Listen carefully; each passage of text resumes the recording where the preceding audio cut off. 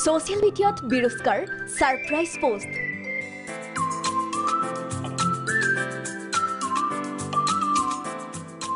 তাৰকা দম্পতীয়ে ঘোষণা কৰিলে নতুন আলহীৰ কথা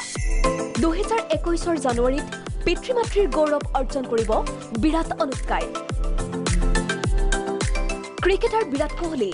আৰু মোহময়ী অভিনেত্ৰী অনুষ্কা শৰ্মা হাজু নতুন আলহীক আদৰিবলৈ বৃহস্পতিবাৰে পুৱা ছ'চিয়েল মিডিয়াত বিৰস্কাৰ এখন বিশেষ ফটো Facebook, Twitter আৰু Instagramত শ্বেয়াৰ কৰা ফটোৰ caption and then we were three arriving January 2021 অৰ্থাৎ 2021 চনৰ জানুৱাৰীত বিৰাট অনুষ্কাৰ পৰিয়াললৈ আহিব নতুন সদস্য